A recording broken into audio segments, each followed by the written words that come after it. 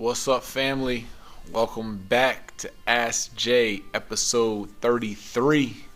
So we are rolling, man. These days go by really fast, especially when you are really busy.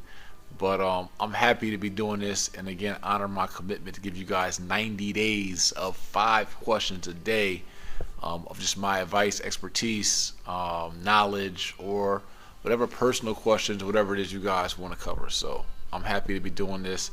I'm my own camera person today. You don't even want to see how I got this selfie stick hooked up, but I'll make it happen. So resiliency is one of my finer traits. I don't care what obstacles I'm up against. I don't need to be fancy and have cameramen or women rolling with me everywhere I go.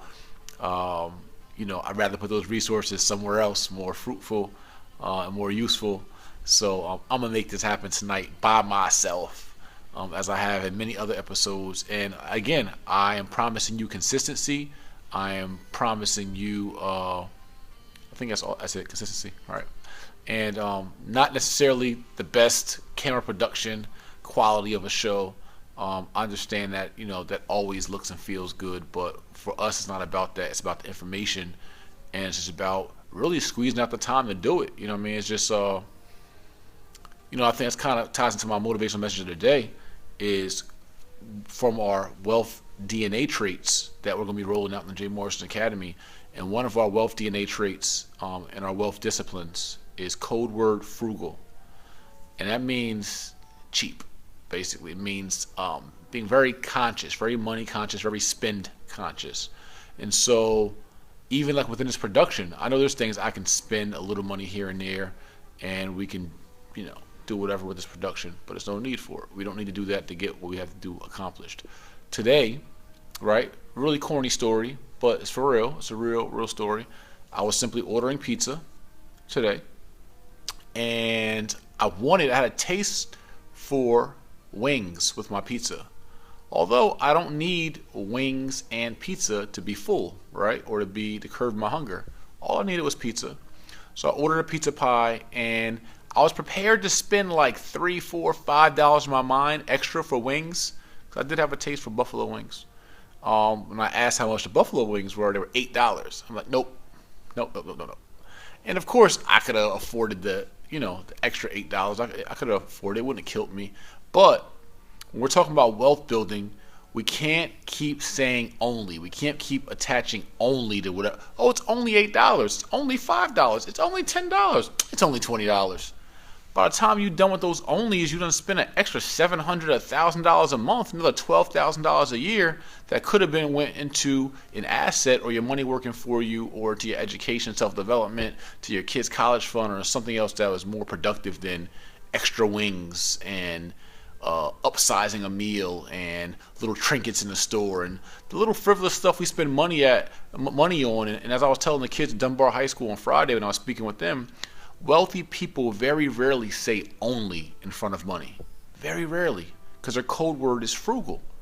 And so that's why I want to get us in the habit as being wealth builders. Those of you who follow me, that's what we're about. We're about changing and activating our wealth DNA, right? So I damn sure didn't inherit the wealth DNA. I didn't inherit money or wealth principles or wealthy habits. So through my journey, I've been able to extract those habits from different places and opportunities that I've had. And so now I've been able to bottle those habits, and I'm able to not only embody them myself and lead by example, but also teach them to you all. So the sixth wealth strand of the first wealth trait of our wealth DNA trait, our wealth disciplines, is code word frugal. And so next time your kids, your husband, wife, boyfriend, girlfriend, mom, dad, brother, sister, next time someone says only in front of money, that's a purchase you don't make. Soon as you say something, because you don't need it, when you say it's only something, the bottom line is you didn't really need it. You're just diminishing the value of money in order to justify a purchase. So whenever you put only in front of something, just automatically knock it out your, just not, I ain't going to do it. I don't care if it's only $3, only $6, only $8. You don't need it. Save it. It'll come in handy later. Trust me. So anyway, we're going to get to our 5 questions. I lost my other cell phone. my cell phone, which I usually read these questions off of, so I had to actually print them out to read them. So anyway, I'm going to answer the first question from YouTube, from Davis Real Estate on YouTube. Says, when you started out in the real estate business, how far did you get before you paid money out your pocket seeking professional help? That's a very good question. It's David, right? Yeah, Davis, excuse me. Davis Real Estate, very good question. For me, I'm trying to think, was the first time I actually sought professional help and paid money for it.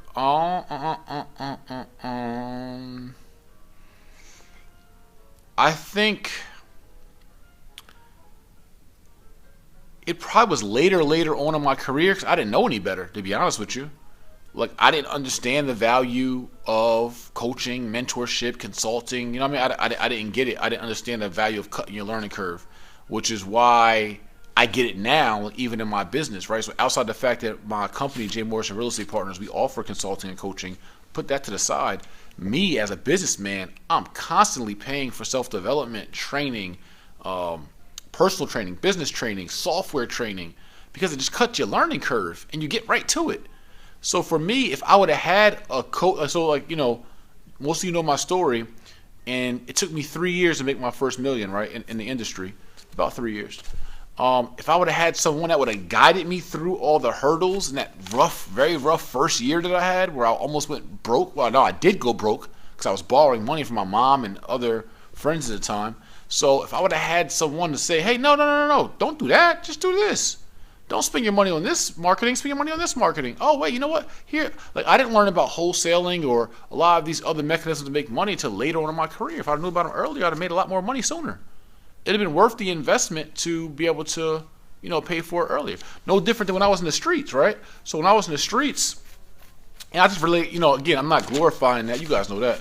But when I was in the streets, you know, there was different ways to make money off selling dope, off selling coke, right? Like, someone could teach you how to cook up or how to bag up or how to mix morphine and bonita and quinine and, right, all these fancy trickery chemistry, you know, dope dealer things, and we would pay for it.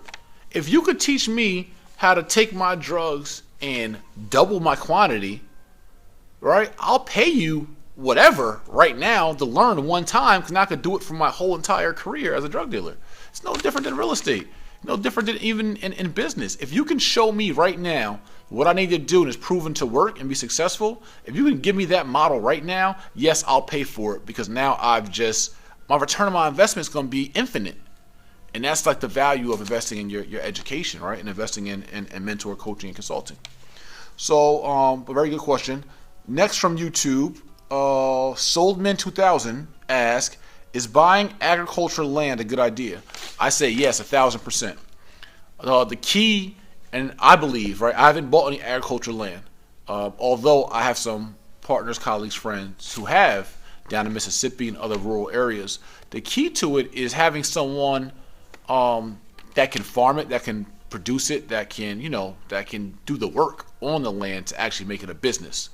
But the great thing about agricultural land is typically it's cheap. It's like you'll get it for, you know, I mean, depending on what area, but I'm saying you can get it for acres for just a few $1,000s, like acres of land. So for me, I rather, as opposed to go to the club and buy 3 bottles for $2,100 or something like that, I'd rather go get 2 acres of land in Mississippi for $2,100. I don't care if I don't do nothing with it. I don't care if I don't put no corn, no cabbage, no onions, no nothing. I'll just hold on to the land. I'd rather have the land asset than have the memory from one night of 3 bottles in the club and some sparkles. Stupid. So yes, I would say if you want to park some money into agricultural land, by all means do so. If you want to make it a business model, you need to find partners or yourself be trained to cultivate that land. Man, I sound so smart in that, right? Like, jeez.